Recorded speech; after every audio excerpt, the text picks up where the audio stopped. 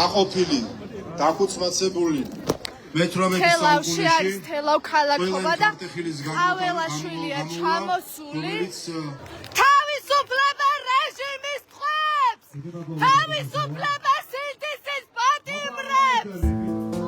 ჩემთვის ძალიან მძიმე და უმძიმესი იყო, იმიტომ რომ ბევრი ნაცნობები თელავში, ძალიან ბევრი ამხანაგები თანამშრომლები მყავს და ყველა სიცნობს თელავში და ერთი ადამიანი არ აღმოჩნდა ისეთი ღირსეული, რომ ელენის გვერდით დამდგარიყო. თავისუფლება რეჟიმის ტყვეებს, ასობით სინდისის პატიმარი ყავს ქვეყანაში.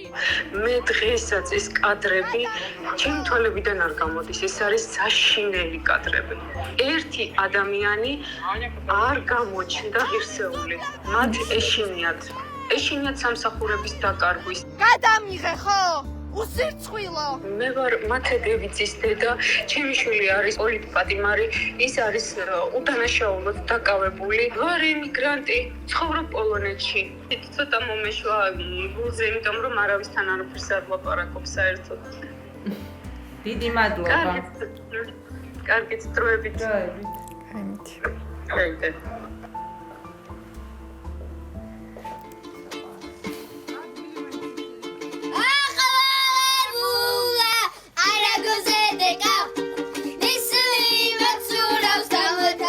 მე დავიბადე 2002-ში, მათე 2003-ში. გქონდა თბილი ბავშვობა, დავდიოდი სკოლაში, ცეკვაზე, მუსიკაზე, ბავშვებს რაც შეიძლება რომ გქონდეთ ბედნიერებისთვის და ლაღი ბავშვობისთვის ის ყველაფერი გქონდა მე და ჩემს ძმას.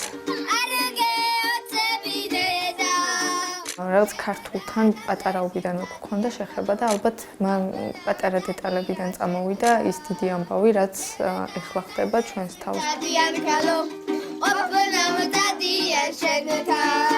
მე ვარ ელენე დევიძე, მათე დევიძის და.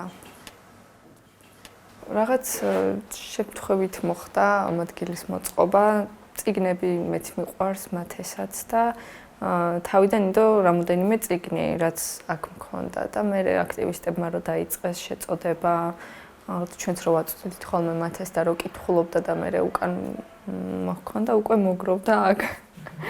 აქ ბანერიც გვაქვს შარშან იანვარში რო დაიწყო პატიმრების მარშები, მაშინ მოგვცეს და ოჯახის წევრებმა და აქტივისტებმა წარწერებით გაუკეთეს თავისუფლებას, უსურვებენ ძირითადად და რა ვიცი, თითქმის 1 წელი გავიდა. ეს ადამიანები არ იმსახურებენ იმ რეალობას, რაც დღეს ჩვენს ქვეყანაშია. ერთ-ერთი პირველი მოვლენა იყო სხვათა შორის ქართული ოცნების ხელისუფლებაში მოსვლა. მაშინ მე-4-მე-5 კლასში ვიყავი და ეს ემძაფრად იმიტომ ახსოვს, რომ აი მაშინვე 2012-13 წლებში უკვე საზოგადოება იყო ორად გაყოფილი პოლიტიკურად, ნაცები და ქოცები. არ მიყვარს ხოლმე ამ ტერმინის ხმარება, იმიტომ რომ არანაირად არ შეიძლება ხალხის ასე დაყოფა. პატარაობიდანვე არ მომწონდა და ეს მახსოვს 2019 წლიდან აქციები როცა დაიწყო, მგონი გავრილოვის ღამე იყო 2019-ში. ცეკვიდან მივდიოდი საზღვარგარეთ და ესე ყველას ტელეფონები გვიჭირავს და დარბევას უყურებთ მთელი ღამე, როგორ არბევდნენ და რაღაც თითქოს გავასწარით თბილისიდან ჩვენ თუ რაღაც ესე მახსოვს და გასტროლზე რო ვიყავით წასული, რაღაც დარდად მქონდა უკვე ჩარჩენილი, რომ მე იქ რა ხდება, როგორ არიან. 15-16 წლის ვიყავი უკვე და რაღაცების გადააზრებას იწყებ უკვე ამასაკში ადამიანი უფრო სხვანაირად. შემდეგ უკვე ჩამოვედი აქ, შარშან მათემატ გადაწყვიტა ჩამოსვლა. მისი მეგობრებიც ჩამოვიდნენ აქ, უშუალოდ ბენდში ვისთან ერთადაც უკრავდა და უნდოდა რომ უკვე მათთან ერთად ყოფილიყო აქ. რეპეტიციებზე დადიოდა და პარალელურად აქციებზე და ერთი თვის ჩამოსულიც არ იყო. როცა დააკავეს უკვე რაღაც აქ რომ დაიწყო ცხოვრება და რაღაც თავის კარიერაში, მუსიკალურ კარიერაში უკვე გეგმები რო ჰქონდა, რომ წარმატებისკენ როგორ დაიწყო სვლა, ზუსტად მაშინ მოხდა ეს ყველაფერი.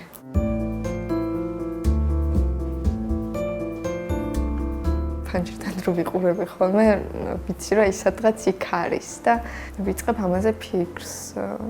ველაპარაკები ხოლმე დედას და ძირითადი თემა, ну რა თქმა უნდა, მათეა. რამე ხوار სჭირდება. ესე მიდის მთელი დღე და ნუ თუ რამე სჭირდება მიმაქვს და საღამოთი რუსთაველს ძირითადად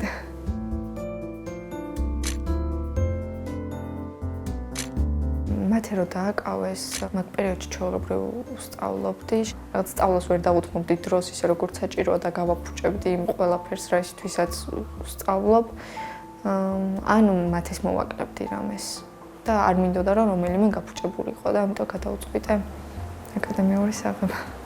შენ წერილები მივიღე გუშინ მე ბებოს და ლიას რო გამოგვიქცევნე. წავიკითხე და მომეწონა ჩემი და ბებოს და ლიას მივცა მე რო ჩამოვე.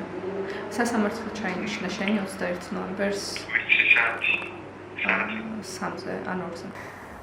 მინატრება და სხვათა შორის ძალიან მიჭირს ხოლმე პაემანზე რო შევდივარ განსაკუთრებით პირველად რო შევედი მძაფრად მახსოვს რომ აი გამოგცევა მინდოდა იქიდან ერთი სული მქონდა გამოგცეულიყავი აი ეს ბურთი მქონდა გაჩხერილი ყელში რომ აქ რა უნდა და რისი გულისთვის რის გამო არ ვიცი მე უფრო გართულდა ეს ყველაფერი იმიტომ რომ რაღაც თარიღები ჩამოიკიდა რომ აი ამ დღეს გავიმარჯვებთ ეს დღე იქნება ეს მოლოდინი უფრო მეტად მოქმედებს თითქოს რომ ელოდები მაგრამ არ ხდება მათე როცა აქციაზე იყო იმ პერიოდში დილით გამთენისას იყო უკვე ცოტა ხალხი და მოაწყეს ჩვეულებრივი პროვოკაცია აპირებდნენ დარბევას და 19 წლის 20 წლის ბიჭები რომ არიან იქ და ხედავენ პოლიცია რა პროვოკაციებს აწყობს და დაკავებას რომ უპირებენ რა თქმა უნდა ინსტინქტურად დაიწყებს მოქმედებას თავის დასაცავად. ამ შემთხვევაში აღმოჩნდა მათეს ხელში რაღაც ჯოხის მაგვარი, რომელიც უბრალოდ მოიქნია დაკავების დროს, როცა უპირებდნენ დაკავებას და ეგ გახდა მიზეზი, რომ თითქოს 3 პოლიციელის ცემა. ან მეცინება ხოლმე თან ჟამერაშვილმა რომ თქვა სასამართლო პროცესზე ეთკინა ზურგი და ადვოკატის კითხვაზე სად მოხვდა ჯოხი, აქ მოხვდა. წინა მხარეს, მაგრამ უკან ეთკინა. არ არის სამედიცინო დასკვნები. ეს ყველაფერი თქვეს და გააკეთეს იმისთვის, რომ შეეკერათ მათეს წინააღმდეგ საქმე.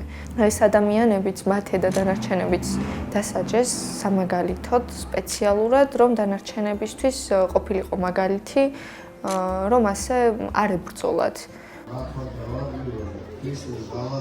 ეხლა გადასცემს ინფორმაციას და გამარიდებენ სიტუაციას. იმედია არ დამაკავებენ.